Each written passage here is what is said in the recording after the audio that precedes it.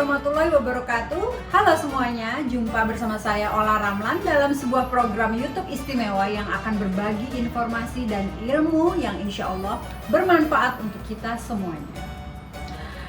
Ada pepatah bilang, ilmu bisa membuat seseorang rendah hati, sementara kesombongan menjadikan seseorang menjadi bodoh. Nah, untuk itu dalam program ini saya akan mengajak teman-teman untuk belajar lebih banyak lagi tentang banyak hal di dalam hidup ini. Tentunya bersama teman-teman atau sahabat-sahabat istimewa saya yang banyak ilmunya, agar kita bisa selangkah lebih pintar dan lebih bijaksana.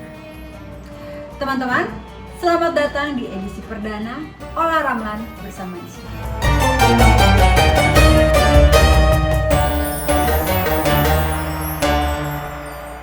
Assalamualaikum Ustadz. Sehat Mbak? Alhamdulillah sehat. Gimana Ustadz kabarnya? Alhamdulillah sehat. Alhamdulillah. Waktu itu pernah sempat kita ketemu di Islam Itu Indah kalau nggak salah pas di backstage. Saya selesai syuting, Mbak Ola baru mau syuting apa itu ya setelah Islam Itu Indah ya. Ini Trans TV. Saat itu saya belum ngobrol. Hijab ya? Udah pakai jilbab kok. Oh udah ya? Belum lama kok. Mungkin tahun lalu sih. Tahun lalu tapi di akhir-akhir tahun gitu. Oh gitu. Gimana? Ya Ustadz, mau tanya-tanya Ustadz sedikit ya Ustadz ya? Silakan. Sebelum ke pertanyaan-pertanyaan yang aku ingin tanyakan, boleh tanya nih Ustadz, dulunya emang beneran DJ? Tanya aja Andra. Ya mungkin aku pada saat Ustadz lagi nge-DJ, mungkin saya ada di situ juga. Pasti. Pasti ya. Pasti, soalnya kita mainnya rentang waktunya bareng tuh. Rentang waktunya angkatannya sama soalnya. Soalnya jujur Ustadz nih, aku tuh memang paling bukan seneng ya, maksudnya aku memang paling appreciate sama yang mungkin dulunya kita pernah pernah seperti itu, terus yang kemudian gitu ya. Iya, jadi maksudnya gini, kalau menurut aku kayaknya tahu nikmatnya, tahu enaknya gitu, tahu apa gitu. Kemudian kita menjadi saya seperti sekarang ini ya, itu kan juga proses ya. Alhamdulillah ya saya seperti ini gitu. Dan kalau boleh tahu tuh Ustadz tiba-tiba menjadi seperti sekarang ini tuh di tahun berapa ya Ustadz? Saya dulu sempat sempat masuk penjara dulu. Wow. Di 2012 ya, 2011 akhir mau 2012. Itu nggak lama sih, cuma 7 bulan waktu itu. Jadi pas di penjara itu itu kasus apa kalau boleh tahu? Narkoba dulunya. Oh, oke. Nah, jadi dulu bapak saya kan polisi, Mbak. Waktu bandel-bandelnya bapak saya itu udah kesel banget kayaknya, karena terus udah gitu beliau tuh lagi karir politiknya waktu itu lagi lumayan. Jadi akhirnya bikin tim buat nangkep saya sendiri. Waduh. Serius? Serius. Ditangkep di salah satu lokasi di kota ya.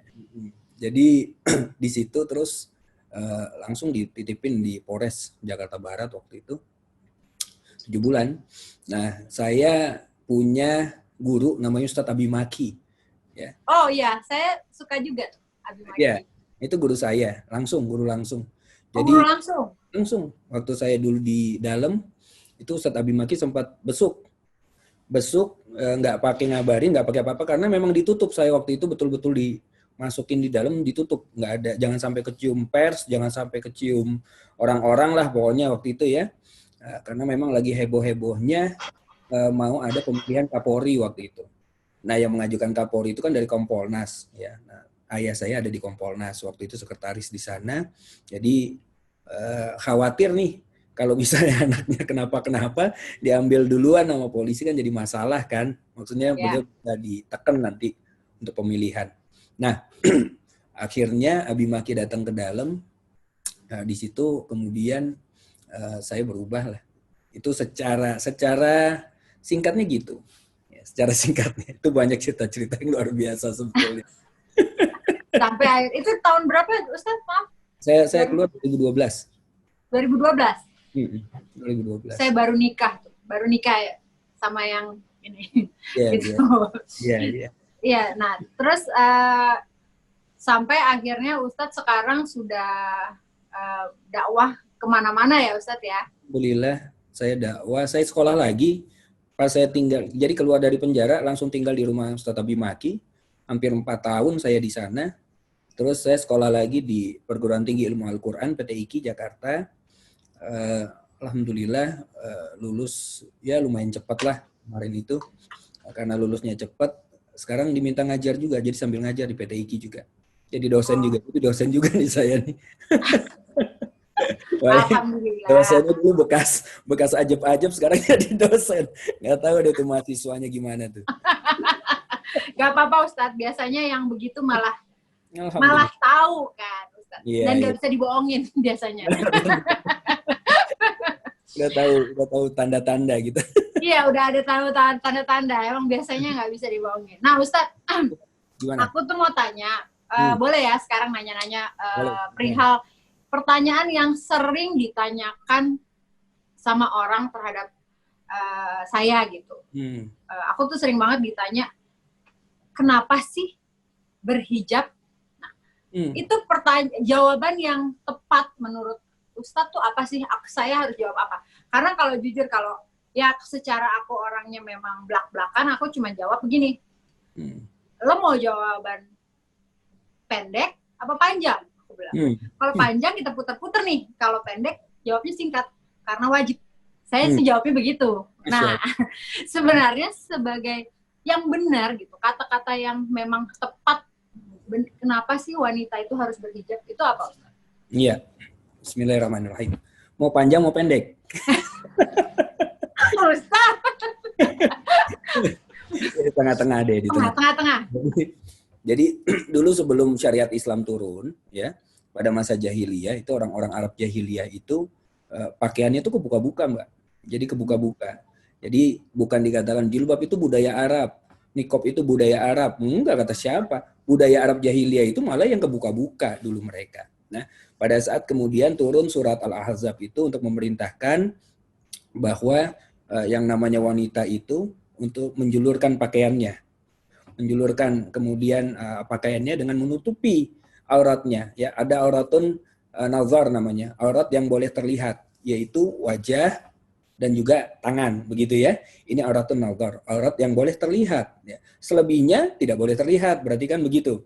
Maka saat kemudian ayat ini turun, itu para wanita langsung ngambil kain horden, ngambil selimut mereka, ngambil spray segala macam untuk langsung menutup aurat mereka.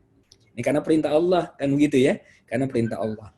Nah, selesai seperti itu, maka kemudian kalau kita lihat secara nalar sekarang, ya, pada saat ada orang yang pakai baju terbuka sama orang yang menutup auratnya, lewat di depan para laki-laki misalnya.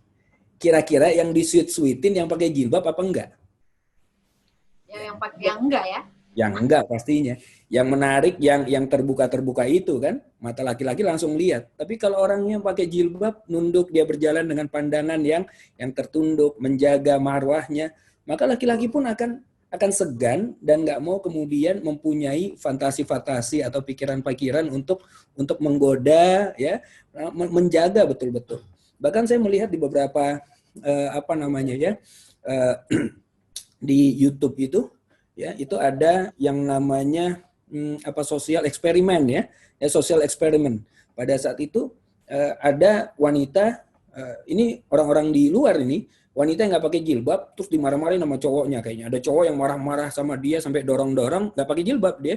Itu orang lewat lalu lalang biasa aja, cuek aja gitu. Jadi kayak ada pasangan yang marah, mereka cuek. Tapi pada saat kemudian wanita yang sama dijilbabin, kemudian dimarah-marahin gitu, wah dimaki-maki, itu orang berhenti dan nyelamatin itu, malah dorong-dorong cowoknya. Nah ini secara ayat-ayat ada yang ayat-ayat yang tampak, ada ayat-ayat yang kemudian tertulis, ya. Ini adalah ayat-ayat yang bisa kita lihat gitu. Kalau dari sosial eksperimen di luar aja itu bisa terbukti seperti ini, masa kita yang orang Islam nggak ngikutin sih? Nah, Itu sebetulnya. makanya itu awal-awal yang kenapa? Jadi gini, Ustadz saya itu mau berhijab itu semenjak 5 tahun yang lalu sebenarnya. Pada saat saya pertama kali umroh. Tapi maju mundur karena saya mencari di ayat yang tulisannya diwajibkan untuk para wanita hijab. Nah, di situ kan nggak ada Ustadz, hanya ada tulisan hendaklah. Hendaklah buat para wanita, saudara perempuanmu, adikmu untuk menutup aurat. Nah, kenapa ditulis hendaklah Ustadz? Kenapa bukan wajib? Gitu. Makanya itu yang kemarin ya sempat saya galau gitu. Nah, kenapa menurut Ustadz? Ya, saya balik gini. Ada ayat yang sekarang kita lagi kerjakan semua mengenai puasa. Ya ayyuhalladzina amanu kutiba alaikumusiyam. Ya, wahai orang-orang beriman, ya. Kami wajibkan tapi pakai kutiba. Kutiba itu termaktub gitu, ya. Termaktub, tertulis dalam Al-Qur'an bahwa kita itu oleh Allah diperintahkan untuk berpuasa. Tapi amru bilutfin itu. Amru bilutfin artinya perintah dengan penuh kelembutan. Sebetulnya perintah. Ya. Kenapa Allah nggak pakai kata-kata furidah? Wajib. Aujaba, aku wajibkan, aku fardukan. Enggak, Allah pakai kata-katanya kutiba. Ini tanda apa? Tanda Allah itu memerintah dengan penuh kelembutan yang luar biasa. Ya. Sama pada saat Allah mengatakan hendaklah, itu perintah sebetulnya. Perintah. Ya. Amru bilutfin. Kenapa puasa kita lakukan, giliran nutup aurat nggak mau ngelakuin? Benar nggak? Iya. Ya, itu dia. Karena apa? Perintah Allah itu jelas, cuman yang bikin terus kemudian dibelok-belokin itu adalah syahwat manusia, mencari pembenaran begitu. Makanya saya ya itulah yang setiap kali kan saya selalu ditanya, kenapa sih seorang Ola kan rambutnya bagus, gitulah selalu ya Ustadz ya. Ini saya bilang ya sekarang udah gak usah simpel aja, Ola Ramlan aja bisa, kenapa lu nggak bisa? Gitu. Ini sebetulnya ya, wanita itu cewek gitu ya, Mbak Ola pakai jilbab nggak perlu ngomong, nggak perlu dakwah kayak saya nih, tapi jalan aja lewat kerumunan, lewat orang-orang ya, dengan followers yang segitu banyak, itu sudah berdakwah dengan diam. Berdakwahnya dengan pakaian, nggak usah pakai ngomong. Dai yang berjalan itu.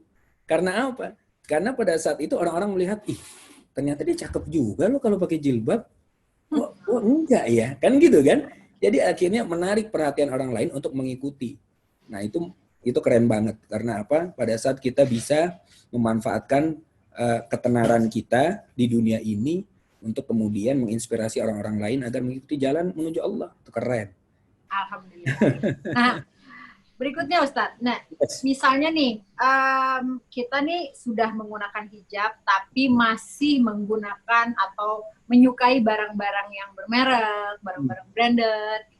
Itu menurut Ustadz boleh aja, atau sebenarnya tidak usah, atau ya kalau orang itu mampu, kenapa tidak, atau gimana Ustadz menurut Ustadz? Iya, dalam hadis Rasulullah SAW bersabda, Innallaha jamal wa yuhibbul jamil. Allah itu indah dan menyukai keindahan. Allah itu indah, Allah itu enggak terus kemudian kita lihat Allah itu jadi serampangan sembarang, enggak. Allah itu indah dan menyukai keindahan. Maksudnya apa? Boleh kita pakai barang-barang yang branded misalnya ya, asalkan apa? Asalkan sedekah kita pun mendekati itu. Jangan sampai barangnya bagus, giliran sedekah bakhil, dia pelit. Pelan-pelan, ini ya please. Pirit banget dia nggak keluar-keluar. Terus dilihat manfaatnya juga, maksudnya gini, punya 1-2 oke. Itu yang kemudian bisa diganti-ganti. Kalau bisa beli barang bagus, pakai pertama kali buat pengajian, ya, buat jalan ke tempat anak yatim dan lain-lain, supaya apa nanti hisabnya nggak menegangkan itu. Nanti Allah benar. Yang penting cukup ya Ustadz ya. Yang penting cukup. Nggak perlu banyak-banyak. Karena kalau pada saat banyak-banyak dia mengumpul-ngumpulkan itu, nah ini bahaya ini. Wailul likulli humazatil lumazah alladzi jama'a mala wa addada. Itu kan ancaman di surat Al-Humazah. Orang yang ngumpul-ngumpulin harta, mereka yahsabuan malahu akhlada. Mereka kira hartanya itu bisa membuat mereka kekal. Tas kita yang kita jejer, yang kita kemudian koleksi, ya, kalau misalnya hisabnya nggak mau menegangkan, Kita punya koleksi 10, dia dipakai 10-10-nya. Kalau bisa sehari 2 kan, 2 kanan kiri, 2 kanan kiri. Gantian kan? Gantian.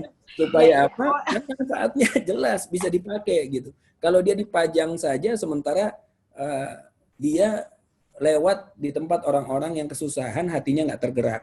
Giliran lewat masuk ke LV, masuk ke segala macam Gucci dan lain-lain, itu hatinya tergerak gitu. Ya, coba buka lemarinya, lihat. Satu tas ini kira-kira bisa ngasih makan berapa keluarga. Nah, itu jauh lebih bermanfaat yang mana? Kan masih ada tas yang lain. Boleh punya 1-2 branded, yang penting dia mampu dan dari hasil yang halal. Itu aja sebetulnya. Nggak apa-apa. Nah, nyambung lagi ya Ustadz ya. Nih, Yes. kalau menurut kan gini, saya pada saat saya berhijab nih, sahabat saya tuh kan Dewi Sandra ya. Masya Allah. Ya, saya sahabat juga tuh sama suaminya, sama Mbak Dewi. Kalau Dewi kan udah 7 tahun ya berhijab. Ya kita ya sebenarnya bukan ukuran keimanan seseorang nggak bisa dilihat tahunan juga sih, saya tahu. Tapi pada saat saya berhijab waktu tahun lalu, persis bulan Ramadan tahun lalu, Ustadz, saya bilang, yang orang pertama yang saya ceritakan tuh kan Dewi. Wah, dia langsung bahagia banget kan, Masya Allah, happy, alhamdulillah gitu-gitu. Terus sampai akhirnya pokoknya dia bilang, sekarang celana jeans bakar ya. Masya Allah. Saya bilang, nanti dulu. Saya masih belajar nih proses, aku bilang. Jadi semuanya kan pergantian, semuanya tuh pelan-pelan. Jadi, nah menurut Ustadz sebenarnya oke, kita nggak ngebahas celana jeans ketat, kita ngebahas celana panjang. Menurut Ustadz sebenarnya seperti apa sih buat seorang wanita Muslim yang memakai celana panjang? Apakah nggak boleh atau sebenarnya diharuskannya pakai rok atau apa? Ya, pengen tahu aja nih dari Ustadz. Ya.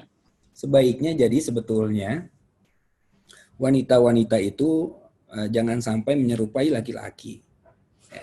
Celana panjang itu kan pakaiannya. Gawat, kita tomboy banget Ustaz. Iya.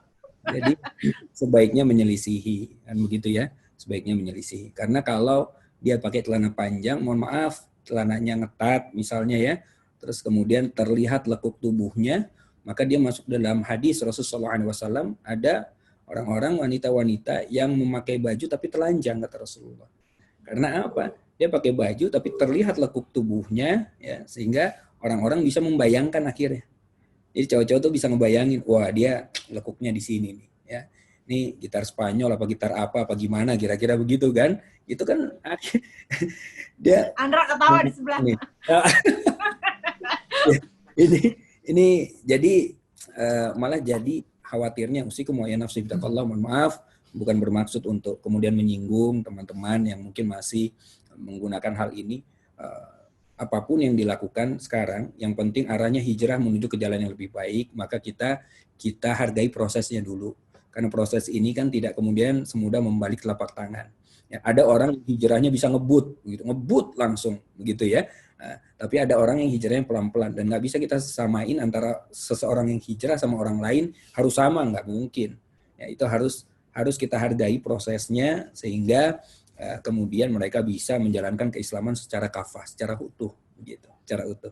Sekarang nggak apa-apa, yang penting dia tutup aurat dulu. Nanti pelan-pelan, lama-lama kalau imannya makin dekat, makin tebel, itu lama-lama risih sendiri. Coba mulai sekarang. Memang benar. Iya kan? Saya aja kata Dewi, ya udah prosesnya jangan kelamaan. Aku kalau sama Dewi udah deh ribut-ribut lucu gitu. Alhamdulillah. Nah, Ustadz, ini ngomongin masalah musik. Nah, musik nih, ya. Bukan musik jedak-jeduk nih Ustadz, bukan. Semua ya. Musik beneran musik lah, musik ya yang enak didengar, yang itu sebenarnya menurut Ustadz boleh nggak sih kita bernyanyi, bermusik, tapi bukan jedak-jeduk ya Ustadz, hanya benar-benar real musik, ya kayak lagu-lagu yang ada aja sekarang, tapi bukan jedak-jeduk. Gimana tuh menurut Ustadz? Baik. Ini kalau penjelasan ini tolong jangan dipotong-potong ya. Iya. Jadi kalau nanti mau naik dimanapun ini tolong jangan dipotong-potong penjelasan ini. Okay. menurut imam 4 mazhab, ya, Hanafi, kemudian Maliki, Syafi'i, Hambali, musik itu diharamkan. Menurut imam 4 mazhab, musik haram, ya. Dan juga tapi kemudian ada ulama-ulama, ya, yang kalau saya tidak keliru dari ulama-ulama dari Imam Syafi'i, ya, maksudnya ulama-ulama pengikut mazhab Syafi'i yang kemudian mengeluarkan fatwa, ya, membolehkan musik dengan catatan, ya, bahwa kata-katanya tidak memprovokasi, dalam arti tidak ada kata-kata yang aneh-aneh, yang jorok dan lain-lain, tetapi musik atau lagu-lagu yang mengingatkan kepada Allah, kepada kematian, kepada, jadi musik-musik yang seperti itu, ya. Dan ulama ini ulama yang siqah. Siqah itu adalah beliau ini bisa dipertanggungjawabkan kecerdasannya. Jadi nggak ada orang kalau debat sama beliau itu ya nggak terus mengatakan ini ulama KW gitu ya, enggak, tetapi hanya beliau saja itu yang mengatakan hal itu. Baik, ya. Jadi sementara ini pendapat ini terbagi dua kelompok jadinya, Mbak Ola. Ini harus kita pahami dulu nih, ya. Ada kelompok yang jelas-jelas saklek haram. Itu haram. Ada kelompok yang mengatakan musik itu mubah, boleh, asalkan ada asalnya, ya. Asalkan, ya, mengingatkan kepada Allah, mengingatkan kepada kematian dan lain-lain, begitu kan? Baik. Ada hadis Rasulullah SAW. Jadi Rasulullah dulu pernah ingin mendengarkan musik. Jadi dulu kalau orang Yahudi mau nikah itu diarak keliling kampung begitu, ya. Dan itu ada lagu-lagu gitu. Gendang, ya, ada lagu dan lain-lain segala macam, ya. Nah, qasidah. Ya, saat itu Rasulullah musik Rasulullah di atas, sementara itu di bawah. Wah, itu saya mau dengar begitu. Pada saat Rasulullah turun, ya, belum sampai bawah, tiba-tiba Allah menurunkan kantuk yang luar biasa sehingga tiba-tiba Rasulullah ketiduran. Belum sampai bawah ketiduran. Itu sekali. Kemudian 2 kali terjadi lagi hal yang sama, mau ngulangin lagi nih Rasulullah. Wah, musik. Turun ke bawah, ketiduran lagi. Diberikan kantuk oleh Allah. Pada saat ketiga ada musik, seorang sahabat Rasulullah SAW mengatakan, wahai Muhammad SAW, itu ada musik lagi tuh. Apa kata Rasulullah? Enggak, paling nanti tidur lagi. Jadi kalau melihat dari hal ini berarti apa? Berarti Allah menjaga Rasulullah SAW jangan sampai kemudian telinganya mendengarkan musik, gitu. Nah, kalau misalnya berdakwah itu, ya, atau lagu-lagu itu bagus, maka Rasulullah pasti mendengarkan musik. Atau ada sahabat terdekat yang mendengarkan musik. Ini dia, musik, ya. Ya berarti ada alat tiupnya, berarti ada yang lain-lainnya. Berbeda dengan daf. Daf itu rebana itu. Gendang. Ya. Gendang dengan syair-syair atau dia solawat dengan gendang itu masih diperbolehkan. Karena ini ada hadis dari Abu Bakar Asy-Siddiq radhiyallahu anhu yang mengatakan bahwa diperbolehkan ini, ya. Bahkan pada saat hari raya dan lain-lain, pada saat bergembira maka diperbolehkan, tapi dengan daf, dengan gendang. Nah, sekarang kan pertanyaannya pasti, Ustadz ikut yang mana nih? Kan gitu ya. Ini kan ujungnya nih. Nanti pasti orang-orang bertanya, Ustadz sementara gimana? Ini ada 2 kelompok. Saya mencintai kedua kelompok ini. Kelompok yang mengatakan mengharamkan, kelompok yang membolehkan pun saya tetap mencintai saudara seiman saya dimanapun. Ya, dua-duanya ulama-ulama yang hebat. Bahkan di kelompok yang membolehkan ada Ustadz Abdul Somad, guru kita juga, kan begitu ya. Dan juga Ustadz Hanan Ataki dan lain-lain. Ini ada di sini nih. Tapi saya pribadi, ini lagi-lagi nih, ini saya pribadi nih. Saya pribadi membatasi diri saya, bahkan lebih cenderung kepada mengharamkan untuk musik. Kenapa? Karena saya tahu apa yang bisa musik buat diri saya tuh. Dulu kalau bikin lagu, kalau udah nge-DJ itu nggak mungkin ingat waktu, boro-boro ingat sholat, ya kan? Itu membuai. Benar nggak? Ingat pulang aja enggak kita, apalagi ingat yang lain-lain. Ingat pulang juga enggak. Coba. Ya, bisa 2 hari. Itu kan musiknya jedak-jeduk, Ustadz. Kalau musik yang ada liriknya, misalnya kayak lagu-lagu zaman sekarang ada yang lagu-lagu yang saya tanya sama Mbak Ola nih. Kalau hati lagi galau, nih kita ya. Terus dengar musik, cenderungnya pengen dengar lagu yang gembira apa yang galau? Hati lagi galau. Kebetulan saya nggak suka lagu galau. Oh, Andra ya? Kebanyakan orang ini ya manusia pada saat dia ingin mendengarkan sesuatu itu yang kemudian mencerminkan isi hatinya. Dia Benar. galau pasti terus dengar lagu-lagu galau. Andra misalnya lagi naik mobil hati galau begitu ya, pasangan nggak nyampe-nyampe dan lain-lain. Pada saat jalan tiba-tiba dengar lagu galau. Wah ini lagu gue banget nih, gue banget nih, gue banget. Oh, itu Andra banget tuh. Galau, tambah galau kan. Pasti tambah galau, bukan tambah tenang. Nah yang bikin hati tenang tuh apa? Kalau dibilang gini, musik kan bisa bikin tenang, bisa bikin kita chill out dan ya cooling down dan lain-lain kan begitu ya. Musik itu loh. Kita lihat dalam Al-Qur'an di dalam surat Ar-Ra'd surat ke-13 ayat 28 Allah berfirman, "Alladzina amanu tatma'innu qulubuhum bizikrillah. Ala bizikrillah tatma'innul qulub." Yaitu kata Allah yaitu orang-orang beriman yang hatinya menjadi tenang dengan mengingat Allah. Hanya dengan mengingat Allah sajalah hati menjadi tenang. Ingat Allah. Ingat Allah. Kita kalau dengar lagu, kayaknya hampir bisa dipastikan jadi nggak ingat Allah kok. Iya kan? Kayak misalnya kan ibu-ibu zaman sekarang nih, bersih-bersih dengerin musik, ya, mandi dengerin musik. Ingat Allah nggak kalau gitu? Enggak kayaknya. Enggak. Contoh, kita datang konser musik deh, konser musik yang mendayu-dayu gitu ya, nggak genjreng-genjreng gitu, mendayu-dayu. Ada nggak pas lagi nonton musik itu tiba-tiba ngangkat tangan gitu, ya Allah, ini semua karena nikmat-Mu ya Allah, hamba punya pendengaran, jadi bisa dengar musik ini. Ada yang nggak? Ada nggak yang gitu? Nggak ada. Ada. Pasti tangan di atas, dadah-dadah, ya kan, nyanyi-nyanyi, peluk kanan, peluk kiri, macam-macam itu. Peluk sana, peluk sini ya. Macam-macam yang dilakuin itu. Ya, jadi kita lihat kalau dari sini, ya kalau kita mau kemudian menenangkan hati kita, cooling down, janji Allah, dekat sama Allah atau ingat sama Allah. Cara ingat Allah gimana? Bisa sholat, bisa zikir, bisa ngaji. Itu dia. Bisa juga sholawatan. Silahkan. Yang penting pada saat dia melakukan ini dia ingat Allah. Tapi saya tidak lagi-lagi nih ya, nggak menghakimi teman-teman yang kemudian masih mengatakan, udah nggak apa-apa Ustadz, saya dengar musik aja. Yang penting saya dengar musik, saya nggak ini kok, nggak jadi aneh-aneh gitu kan. Ya, itu terserah mereka. Ya kan? Terserah, ini kan pendapat kita masing-masing. Kalau saya sudah mengalami bahwa musik itu melalaikan saya, jadi saya sebaiknya menahan hal itu begitu. Oke, Ustadz. Terima kasih. Oke, Ustadz, ini kan banyak banget nih ya zaman sekarang nih. Dulu, kalau zaman dulu tuh kan banyak, mungkin karena memang makin banyak ilmu. Kadang-kadang kita kan, kalau dulu kita kan ngucapin selamat ulang tahun. Semoga panjang umur, sehat selalu gitu. Nah, sekarang kan ada Happy Milad, ada apa? Barakallah, apa ya? Ustadz kan macam-macam ya sekarang. Begitu ya. Ya. Nah, itu sebenarnya apa sih? Maksudnya intinya kan sama aja atau gimana? Ustadz, yang benar tuh seperti apa sih gitu kan? Makin saya sih ya kalau saya sampai sekarang sih masih kalau orang udah ulang tahun Happy Milad sama ulang tahun gitu aja sih. Sebenarnya yang tepat tuh seperti apa sih, Ustadz? Ini pertanyaan berat-berat ini. Ini mengandung maaf ya Ustadz. Provokasi masyarakat ini. Nggak apa-apa lah. Karena habis ini hater saya makin banyak.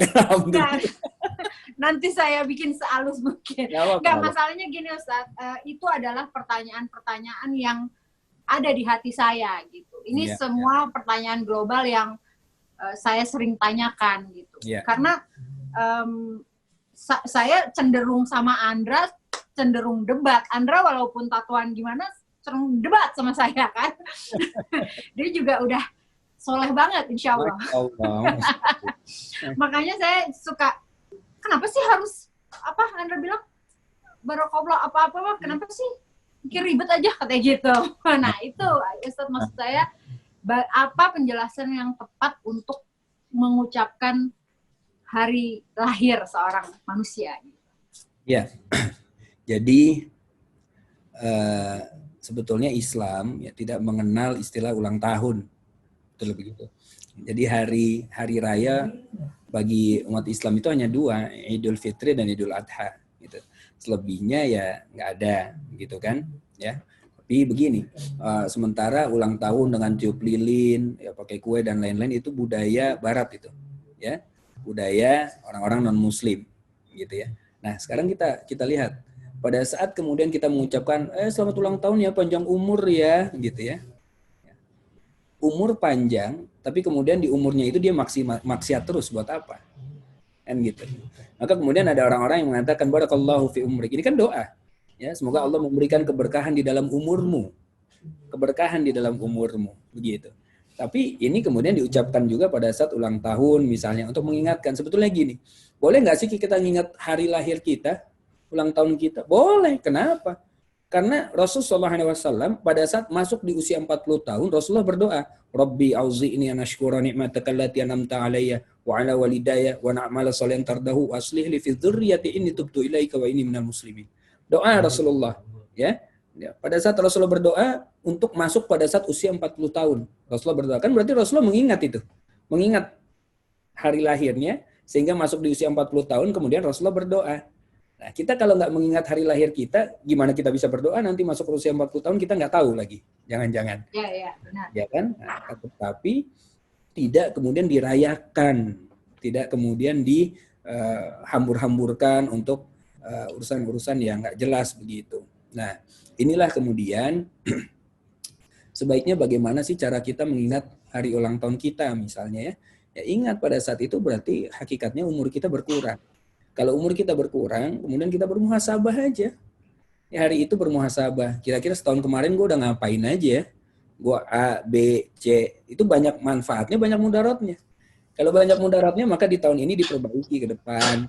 Supaya lebih banyak manfaatnya. Itu sebetulnya hakikat untuk mengingat hari kita berkurang umur kita gitu ya. Jadi para ulama, Syekh Utsaimin mengatakan para ulama itu nggak suka kalau ada ucapan selamat ulang tahun ya, mengingatkan tentang hari lahir tapi kemudian tidak disertai dengan doa-doa. Ini juga jangan dipotong sama teman-teman gitu kan, bahwa tidak suka berarti kan kalau misalnya disertai dengan doa-doa boleh dong.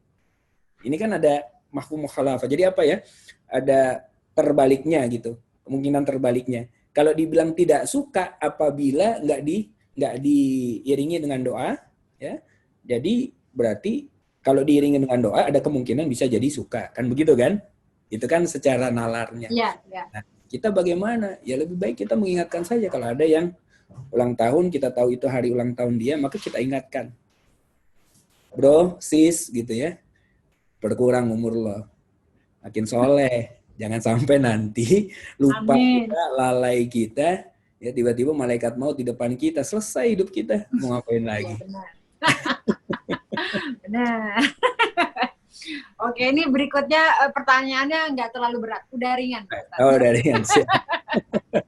Udah ringan. Ini parfum itu kan beralkohol, Ustaz, ya kan? Itu haram atau enggak? Ya, ini ada dua pendapat lagi nih. Ini bukannya ringan ini nama pertanyaan-pertanyaan. Sama ya? Pertanyaan yang sekarang gini. Kalau kita berdarah, ya dibersihinnya pakai apa? Alkohol apa enggak? Ya, ada yang alkohol, ada yang enggak. Alkohol dong, ya kan? Ya. Untuk matiin kuman-kuman, ya kan? Benar. Haram dong. Ya. Enggak lah. Tidak, di dalam khamar itu, ya. Kata Allah ini bukan kata Bu Fida ya, bahwa khamar itu ya manfaatnya sedikit, mudaratnya banyak. Mudaratnya banyak, manfaatnya sedikit. Nah, dari salah satu manfaat itu adalah itu kalau dipakai untuk membersihkan kuman pada tempat yang pas ya, kemudian dipergunakan oleh ahlinya, maka itu masih diperbolehkan. Nah, tetapi buat tempat yang tidak pas ya dan bukan ahlinya yang menggunakan, maka ini yang jadi bahaya. Nah, alkohol dalam parfum itu kan sebetulnya untuk membuat baunya, wanginya kan lebih lama, kan gitu ya? Lebih lama itu. Maka ada ulama yang berpendapat bahwa itu masih diperbolehkan. Ya, innamal a'malu binniyat. Tergantung kan niatnya untuk lebih lama saja wanginya, gitu. Bukan buat minum. Bukan buat minum. Ya. Tapi yang jadi masalah kemudian zat dari khamar itu kan haram. Kan zatnya ini yang jadi masalah. Maka ada orang yang lebih hati-hati ya untuk kemudian kita bisa kok bikin parfum nggak kemudian pakai alkohol dan wanginya bisa tahan lama juga. Kenapa kita nggak ngambil jalan selamat yang itu gitu? Jadi kan pilihan ada sama kita nih mau ambil pendapat yang mana. Kalau kita mengambil satu pendapat ulama, maka ulama ini yang nanti akan tanggung jawab sama Allah. Karena kan dia ngeluarin fatwa. Kita kan follower aja nih. Ya, Iya, follower. benar. Nah, jadi selama ada ulama yang berfatwa, kemudian ulama itu mau mempertanggungjawabkan fatwanya, dan ulama ini kita lihat adalah ulama yang siqah, yang bisa dipercaya, maka silahkan ambil pendapatnya. Nggak ada masalah. Gitu. Oke. Ya, oke. Ini pertanyaannya nggak berat lagi, Ustaz. Tadi Ustaz bilang berat terus. Ngomongin masalah berwudu nih, Ustaz. Nih ya.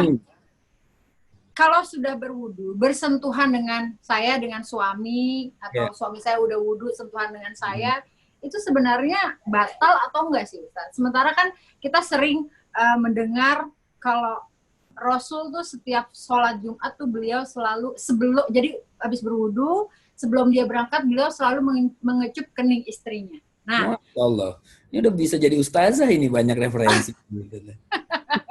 ini ringan kan, Ustaz, pertanyaannya. Nah, itu bagaimana menurut Ustaz? Apakah soalnya suami saya nih kalau umroh aja, suami saya jauh-jauhan, nggak mau bersentuhan, takut batal, gitu loh. Jadi suaminya Mbak Ola, beliau bermazhab Imam Syafi'i, Syafi'i. Ya, kalau mazhab Syafi'i itu bersentuhan itu batal walaupun dengan pasangan suami istri. Ya. Tapi pada saat dia bermazhab Hambali, maka sentuhan tidak batal. Kan salah satu ulama yang bermadzhab Hambali mengatakan batal itu pada saat mereka sudah berjima. Berjima itu melakukan hubungan intercourse gitu. Baru kemudian batal wudunya. Tapi kalau pada saat dia tidak ada syahwat, ya, tidak sengaja. Ya nggak sengaja aja gitu. Sengaja atau dia dengan pasangannya, ya nggak batal. Tapi cara wudunya harus wudu Imam Ahmad. Jangan cara wudu Imam Syafi'i, tapi kemudian ngambil hukum bersentuhannya Imam Ahmad. Di mana bedanya? Gimana? Bedanya gimana? Tapi pada saat berpendapat bahwa pada saat mengusap kepala, rambut, ya, itu satu lembar saja yang kena, itu sudah sah wudunya. Set kadang-kadang, makanya dulu saya kecil itu ingat banget diajarinnya cuman cek gitu kan? Yeah. Kali diambil dikit aja, jambul sini selesai. Kalau Imam Ahmad enggak, Imam Ahmad disapu kepalanya sampai belakang. Jadi dari sini disapu ke belakang, terus kemudian balik lagi, sisa air wudhu langsung ke telinga. Nah, itu Imam apa, Ustaz? Imam Ahmad Hambal. Langsung sampai belakang. Nah, pada saat dia berwudhu dengan berniat mazhab Imam Ahmad ini, berlaku hukum sentuhan ya Imam Ahmad. Karena dia bermazhab. Makanya kalau kita umrah atau haji gitu ya, kalau mutawifnya paham, atau ustadznya kemudian biasanya mengatakan, kita sementara berpindah mazhab dulu. Jadi wudhu mazhab Imam Ahmad ya, berpindah mazhab sementara. Karena apa? Kalau musim Ramadan, musim haji, ya, mazhab Imam Syafi'i nggak selesai tawafnya. Wudhu terus ya? Wudhu terus, senggol dikit wudhu. Mau selesai kapan? Ntar hajian udah beres, dia baru mau tawaf. Kan begitu ya. Jadi perbedaan mazhab ini saling melengkapi sebetulnya. Dalam keadaan-keadaan tertentu kita bisa mengambil pendapat imam yang satu. Keadaan tertentu kita bisa mengambil pendapat imam yang lain. Gitu. Allahu a'lam bishawab. Ya. Kamu ada pertanyaannya? Ada suami saya nih biar denger. Udah nggak ada pertanyaan, aku mau selesai. Udah. Salam katanya Ustaz. Iya, salam hormat buat beliau. Insyaallah mudah-mudahan bisa silaturahim nanti. Amin. Ya Ustadz, sekarang gini pertanyaan terakhir dari saya. Ini bagaimana nih Ustadz untuk menjaga seorang muslimah ya, apalagi ya mungkin seseorang seperti saya yang masih belajar, masih jauh dari sempurna untuk tetap istiqomah sih. Apalagi kan kita ngelihat pergaulan zaman sekarang. Saya kan punya banyak teman, punya teman yang masih senang-senang, punya teman yang ya apakah saya harus menjaga pertemanan atau saya harus apa yang harus saya lakukan yang terbaik nih menurut Ustadz untuk saya pribadi, nasihat buat saya pribadi. Masya Allah. Bismillahirrahmanirrahim. Ini juga sebagai nasihat buat saya pribadi juga sebetulnya. Al-istiqomati khairu min alfi karomah. Yang namanya istiqomah itu jauh lebih baik dari 1000 karomah yang dipunya, gitu, yang didapatkan. Jadi istiqomah itu sulit memang kita bisa raih kalau misalnya kita nggak punya, kalau rumus saya, istiqomah sama dengan 3 I.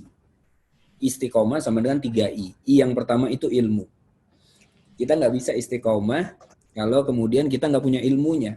Ya. Contoh misalnya, kita mau sholat tahajud, mau istiqomah tahajud. Kita biasanya, di mindset kita, sholat tahajud itu adalah sholat pada saat kita punya masalah. Kalau punya masalah baru nangis tahajud, mata sampai bengkak, mohon sama Allah, kan gitu ya. Nanti kalau nggak ada masalah, dia nggak tahajud. Nah, konsep tahajud kita dengan konsep Rasulullah. Rasulullah kakinya sampai bengkak-bengkak, padahal surganya dijamin. Saat ditanya Siti Aisyah, wahai Rasulullah, ya, kenapa engkau sholat kok begitu? Kan surgamu sudah dijamin, kok kakimu sampai bengkak-bengkak sholat? Kenapa? Apa kata Rasulullah?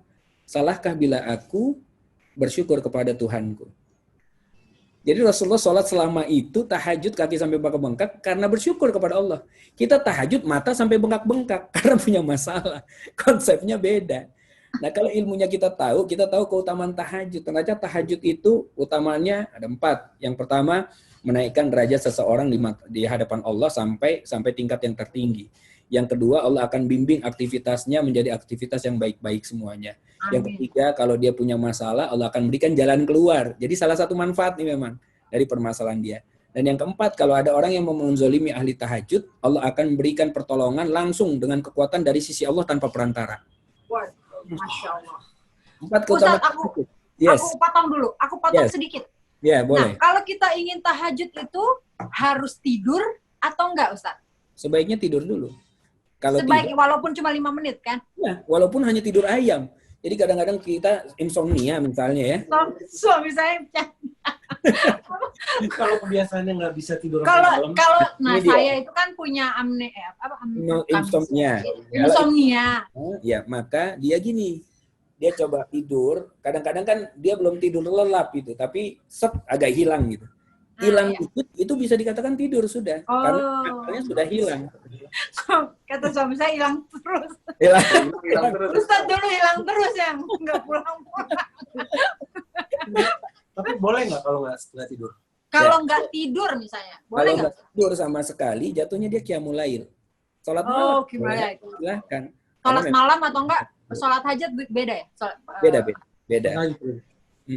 Kalau memang dia nggak bisa tidur banget, maka coba gitu aja, Ndra. Jadi tidur dipaksain kayak tidur, nanti hilang dikit, dia bangun. Yang penting tadi, waduh, gue hilang tuh tadi barusan.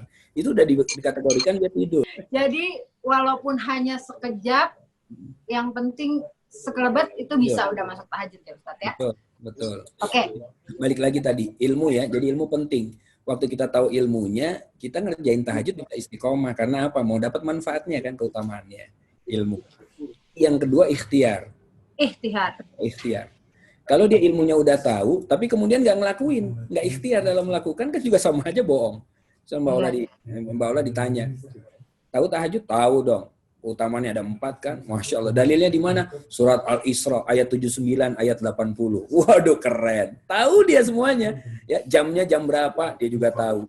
Kira-kira jam 2:30, 3, waktu premiernya itu kan. Semalam prime time ya. Prime time ya. Prime time. Pada saat ditanya, tahajud nggak semalam? Enggak. Ya sama aja bohong. Dia ilmunya tahu, tapi kemudian dia nggak ikhtiar. Jadi setelah ilmu, ikhtiar. Karena lihat, Allah berfirman dalam surat Al-Isra, وَلَا تَقَفُ مَا لَيْسَ لَكَ بِعِلْمٍ إِنَّ السَّمْعَ وَالْبَصَرَ وَالْفُؤَادَ كُلُّ أُولَئِكَ كَانَ عَنْهُ مَسْئُولًا. Jangan kalian mengikuti sesuatu yang kalian nggak punya ilmu di dalamnya. Karena sesungguhnya nanti pendengaran, penglihatan, apa yang tetap dalam hati, Allah akan minta pertanggungjawaban semuanya. Kadang-kadang kita sholat, ya, hati kita mendustai lisan kita. Ini dia.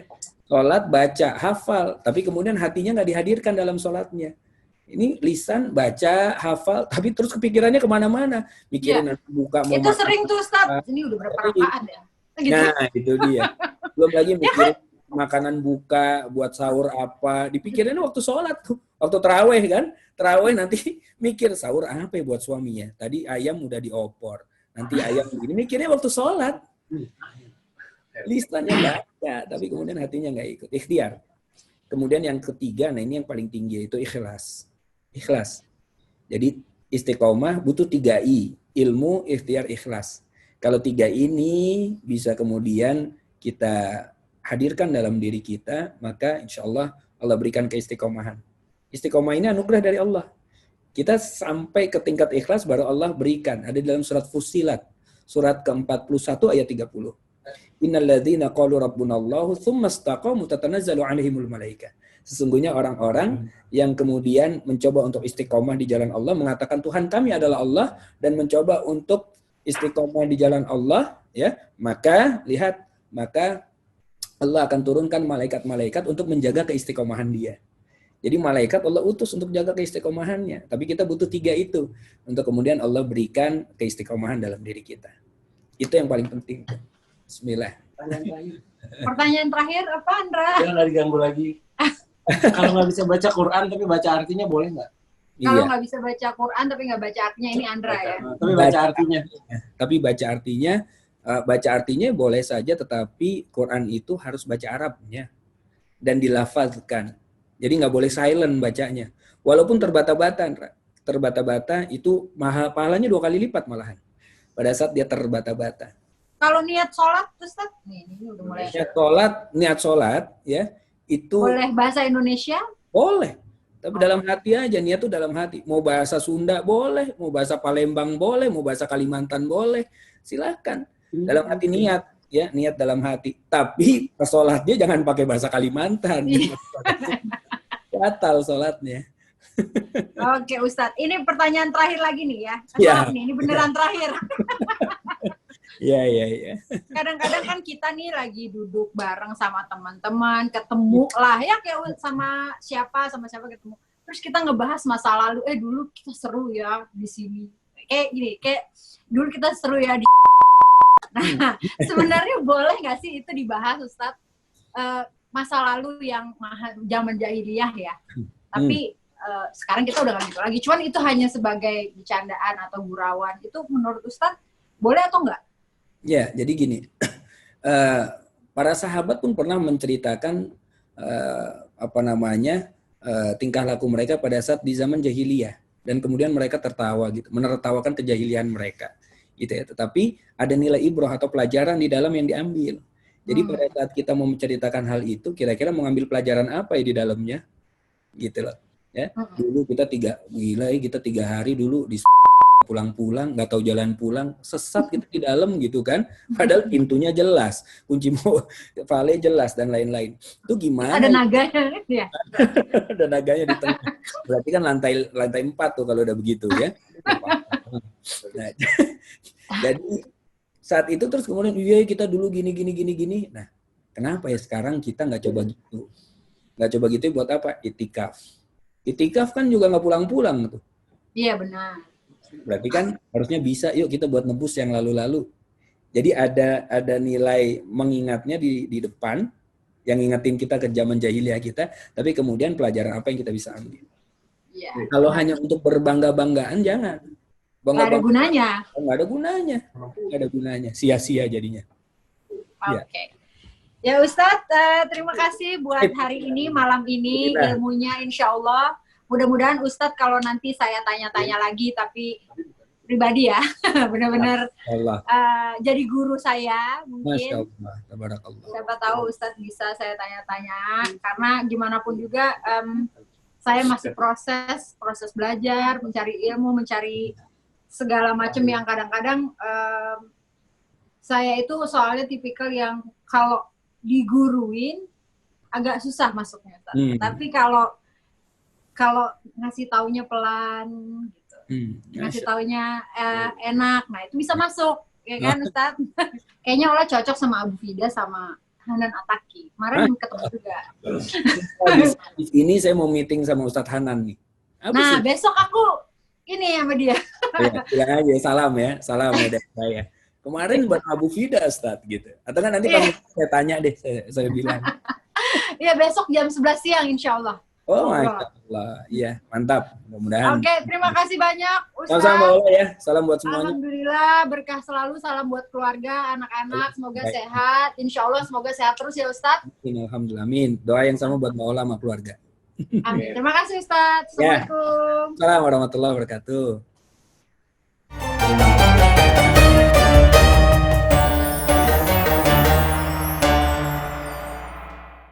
Alhamdulillah sudah selesai untuk hari ini, dan saya percaya teman-teman bisa mengambil hikmah dari semua pelajaran hari ini dan untuk semua kebaikan yang kita peroleh dari ceramah Ustadz tadi.